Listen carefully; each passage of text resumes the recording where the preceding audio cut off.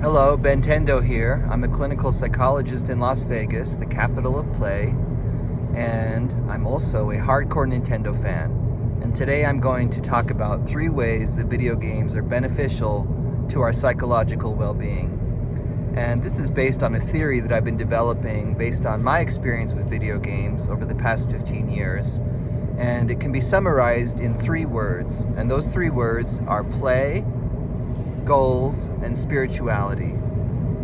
So I'm going to tell you a little bit about those 3 ways that video games benefit us and our psychological well-being, and I'll tell you a little bit about how those areas apply to me to give you some examples from my experience. Excuse me. So the first one is play. Video games are obviously a form of play, and as I see it, play is our original language. It's the basic language of nature and of all of the universe, really. If you look at kittens and puppies, what is it that they do? They play. They sleep and they play. And they poop and pee sometimes. But the only behavior that they really exhibit is play, right? They're just constantly playing. And that's what makes them so cute and so fun, is that they're just playful creatures. And we're that way when we're born too. And then we get older and we kind of stop playing and we have to go to work and we start taking things so seriously. But play really is our natural language. It's the basic way that we communicate. And I'm a psychologist, and when we do therapy with children, we actually call it play therapy, because that's how children communicate, is through play. And I actually think it would be better if we did play therapy with adults, because when you sit in a chair and you talk to your therapist, it's really easy to disguise how you really feel and to even hide it from yourself. But when you play a game, it's like the real stuff comes out, the real feelings come to the surface. And play brings up all kinds of emotions about competition and about performance and a lot of other things. Whatever our personal, internal struggles or conflicts are, play really brings those to the surface and gives us an encounter with those things. So play is a very important thing. It's basic to who we are. We're playful creatures. So playing video games really helps us to reconnect with that sense of play. And I didn't play video games for 2 decades of my life. I got a Nintendo Entertainment System when I was 10 years old. Well, I probably got it when I was maybe 11 or 12, but they came out when I was 10 years old. And I was so obsessed with that first Super Mario Brothers game. And I think in a way it helped me to kind of hold on to that sense of play that I was already starting to lose. And I really was so obsessed with the Nintendo.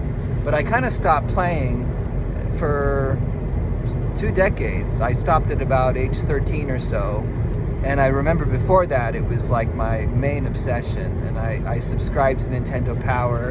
And every single day I'd come home from school and I'd want to see if the mailman had gotten there yet and delivered the latest issue of Nintendo Power, which came once a month. I lived for that, and I'd get so excited when I'd see the mailman. So my life revolved around it at one point, but then I just kind of set it aside. And then when I was in my 30s, I was living in New York. I was doing a PhD in clinical psychology. And during graduate school, I got into a lot of trouble. I had a substance abuse problem, and I almost got kicked out of graduate school.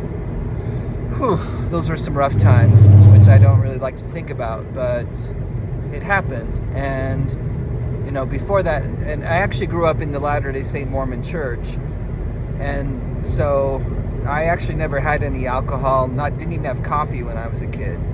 So the other thing also is that I'm gay, and so I was going to church when I first moved to New York, and still trying to be a Latter-day Saint Mormon, trying to find a wife and make the church work. But I had a crisis of faith during graduate school. Excuse me. And that's actually what led to me having a substance abuse problem. I never intended to even have a drink of alcohol.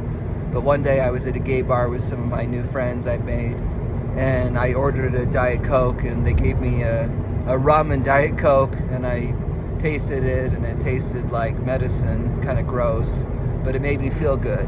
So I started drinking, and honestly within months I developed a really bad substance abuse problem. I became addicted to cocaine. I was using cannabis, and my life really fell apart. I almost got kicked out of graduate school. So anyway, I got my act together with the help of 12-step recovery, with the help of therapy, both of which are very important if you have a substance abuse problem. So I was working on my recovery, and I was working on my dissertation, and I was also getting near the end of my internship. You have to do a 1-year internship, and I was 6 months through my internship, and I remember it was December 31st, 2008, and I didn't actually have any plans that night for New Year's Eve. So, I had all these friends I used to go drink with, but I really wasn't hanging out with them as much anymore, and I wasn't going to go to any parties where there would be alcohol. So I had no plans, and I was sitting on my internship. I kind of finished up my work for that part of the day, and I finished my reports. I didn't have anything to work on, so I had a little brief moment to take a break, and I just had this thought come over me. I was picturing that blue sky in the first level of Super Mario Brothers, where there's the blue sky and those little computerized clouds, and it's so fun and peaceful and exciting. And I just had this really strong desire to be playing that game before midnight of that night. And I kind of turned it into a little game in my mind. I'm gonna play Super Mario Brothers before midnight tonight. And that was my goal. So I went online and I discovered that the Super Nintendo actually had this special cartridge called Super Mario All-Stars, which had all the first Mario games, plus Super Mario World from the Super Nintendo. And so I thought, okay, that's what I have to get. I have to play that game, and I have to do it by midnight. And I didn't have a TV either, because I was being super strict. I was going too far in the direction of not having enough fun in my life. And so my goal was, I'm going to get a TV and I'm going to get a Super Nintendo with this game, with the Super Mario Brothers, with the first games before midnight. So I went on Craigslist. I found someone that was selling both the console and the cartridge, and I contacted him. I planned, we met up after work. I gave him the money. I got the Nintendo and the game, and it was it felt so good just to get that. And then I had just a few hours before midnight, and I was living on 15th Street, and I remember on 14th Street there were these stores back then that were run, I think, by Middle Eastern vendors, and they would sell all kinds of stuff. So I went to the one where I remembered seeing a bunch of TVs, and I bought this flat screen TV, I think for $100, and I brought that back home. I had my Nintendo, and it was so fun. It was already fun just to get my goods and to bring them back home, and then to plug everything in. And then I'll never forget how it felt that first time I turned that music on and I heard the Mario music and the game started. It was one of the happiest moments of my life, honestly. And it really reconnected me with that sense of play.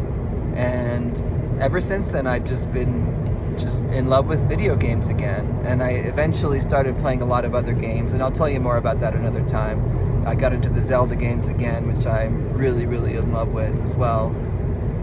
So, play. So that's the first part of the theory. So the next part has to do with goals. So video games help us to achieve our goals in two ways. So this part of the theory has two parts.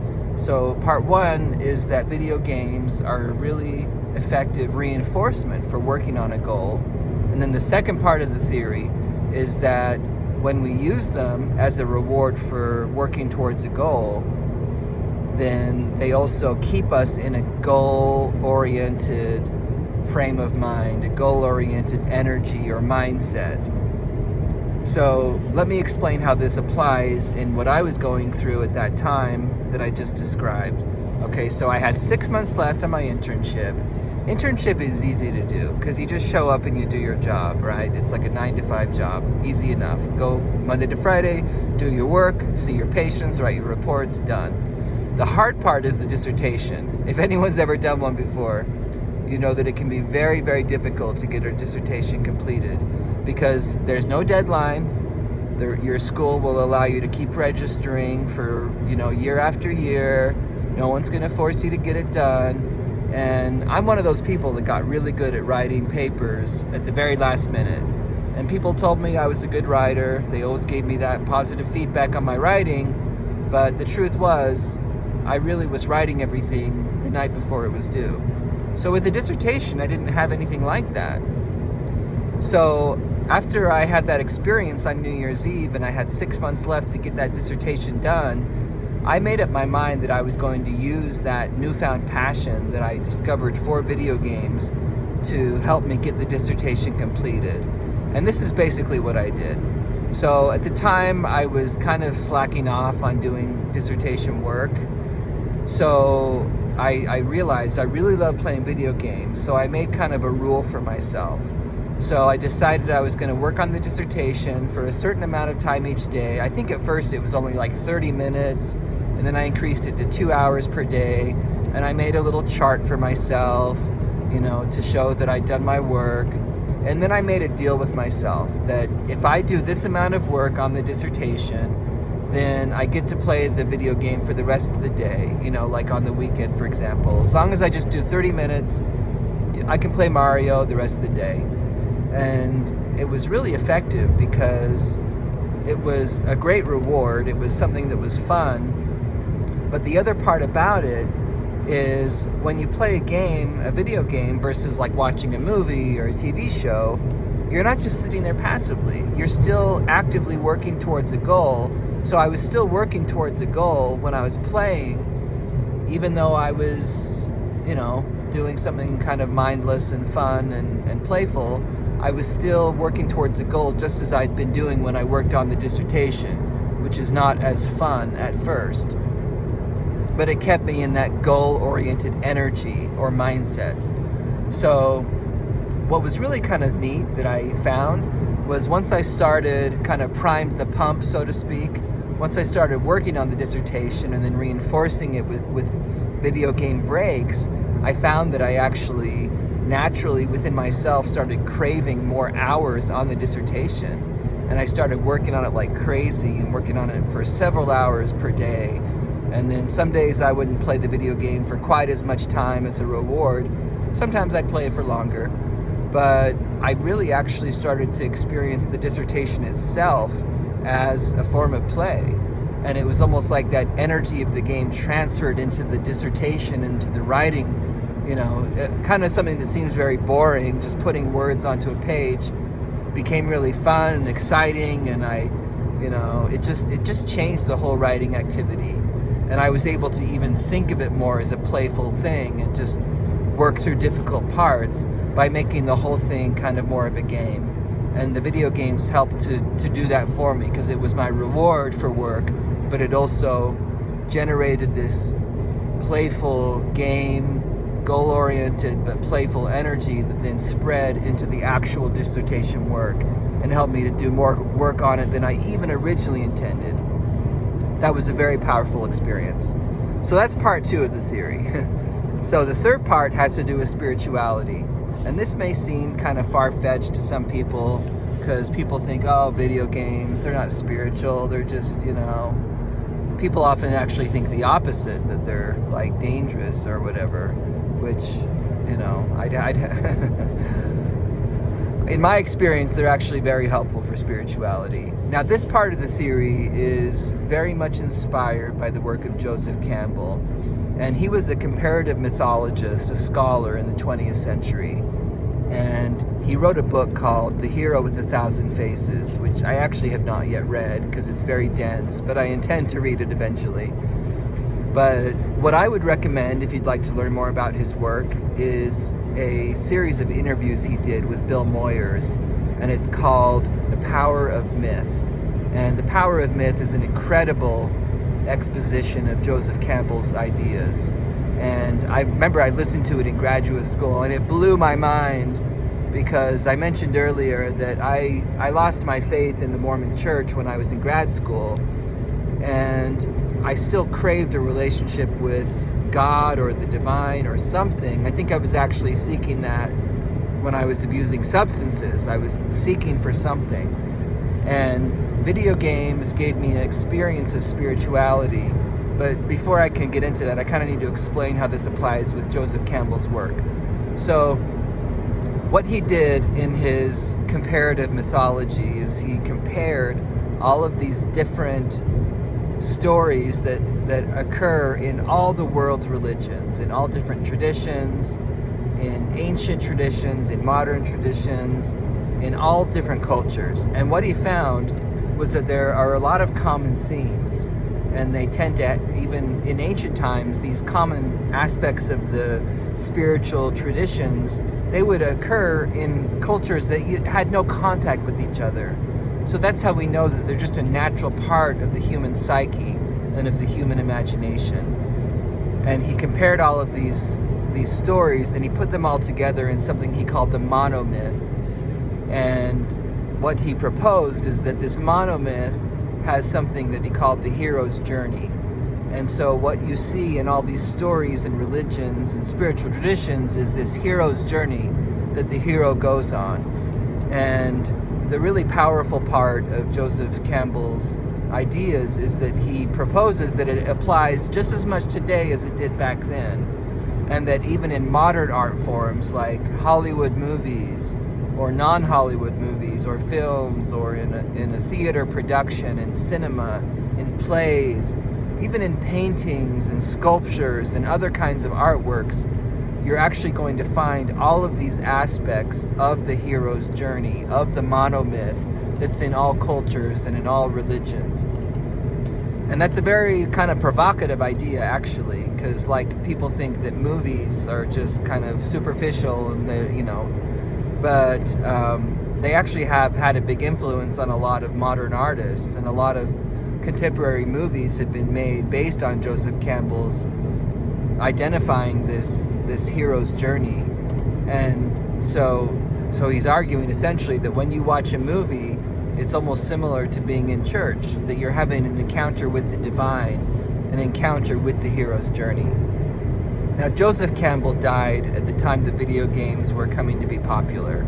So I don't know that he ever really addressed video games, but I think if he had lived long enough to see how they've developed now, especially like these very elaborate Zelda games, which actually have deities in them, all of that stuff in the hero's journey is in the Zelda games. It's actually in the Mario games and every other video game as well, but I think especially in the Zelda games.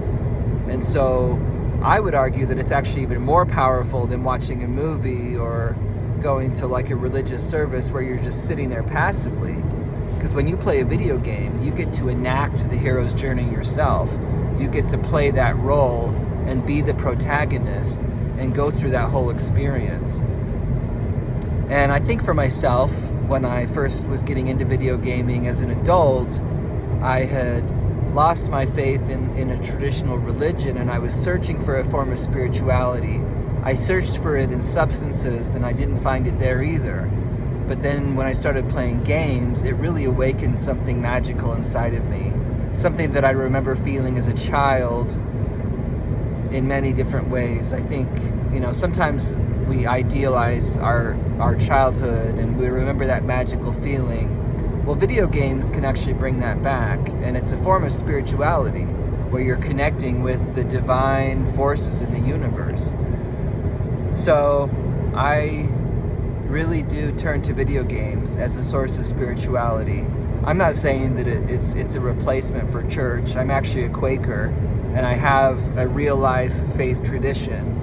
And I think it's important to not get so wrapped up in video games that we don't go out in the real world and live the lessons that we learn while playing video games. But for me personally, video games are a source of inspiration, and they're a form of art.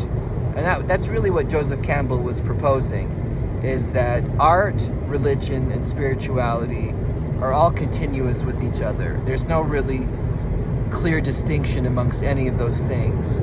So video games are a form of all of those things. They're a form of religion, a form of art, a form of spirituality. And they're very magical and very powerful. And I find that especially when I play the Zelda games, but in other games as well. So I'm going to talk more about these ideas in other videos, but that's just a basic overview, kind of the basic video for this channel. So I hope you're all having a wonderful evening. I'm driving home from work and looking forward to maybe playing my game. I'm playing Skyward Sword right now, Legend of Zelda. So I may play that for a few minutes and then have my dinner. So remember that you're loved. We need you on this earth. And I hope you have a great evening. And I will talk to you very soon. Okay, bye-bye.